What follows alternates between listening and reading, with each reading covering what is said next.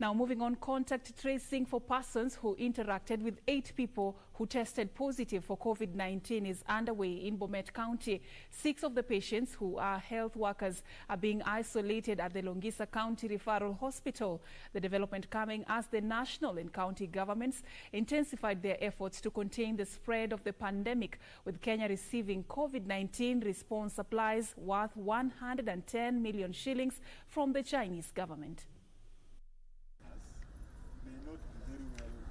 Tuesday morning, Health Principal Secretary Susan Mochache and Foreign Affairs Chief Administrative Secretary Babu Namwamba were at Kemsa Embakasi warehouse to receive COVID-19 response supplies worth 110 million shillings from the Chinese government.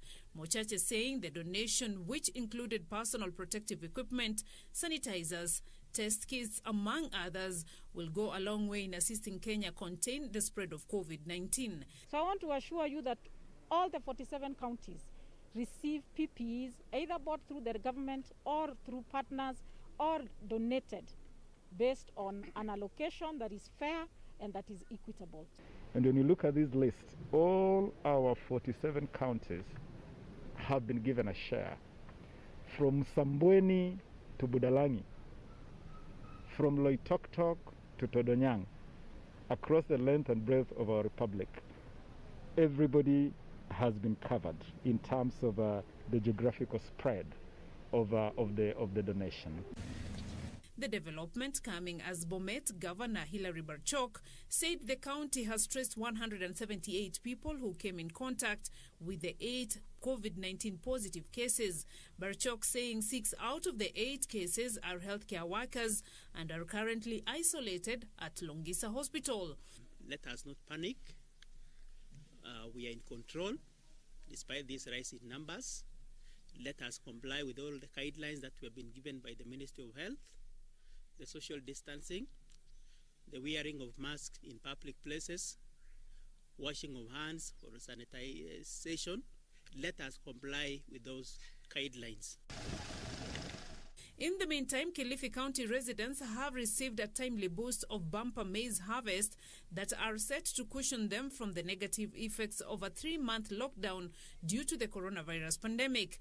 This follows a free certified seeds distribution program by the county government that saw 52 tons of maize seedlings issued to over 10,000 farmers in early April this year. What we are doing is we are introducing caustic composite, which was lost long ago, so that now the poor farmers can plant that, and if there is a bumper harvest, they can go in and select very good heads, and they can plant for the 3 seasons before they go back to the agrovets to buy. I know the agrovets don't like that, but our purpose is to make sure the farmers plant material which is improved. Elsewhere, the National Nurses Association of Kenya has raised concern over the rising number of COVID-19 cases among nurses and other healthcare workers across the country.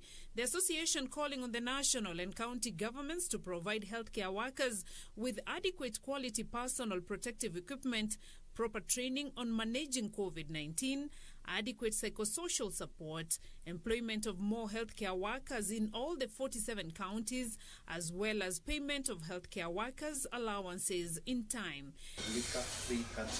Meanwhile, the Kiambu Bar Owners Association say the directive by President Uhuru Kenyatta barring restaurants and eateries from selling alcoholic beverages could have far-reaching implications. Kama wafanyabiashara wote ni wa baba mmoja wa taifa la Kenya, Uhuru Muigai Kenyatta. Hakuna wakati unaweza sema watoto 9 waende wakacheze lakini huu mmoja ufugie ndani. Hiyo utakuwa haufanyi haki kwa watoto wako. Sisi kama wafanyi biashara, biashara yetu ya bar peke yake ndio imefungwa. Zile biashara zingine zinaendelea. And a Form 1 student from Mwingi has touched the hearts of many after using her pocket money to buy and donate sanitary towels to other needy girls from Mwingi town. Tracy Kanine, a Form 1 student at Alliance Girls High School, donated sanitary towels to over 40 needy girls who reside within the town.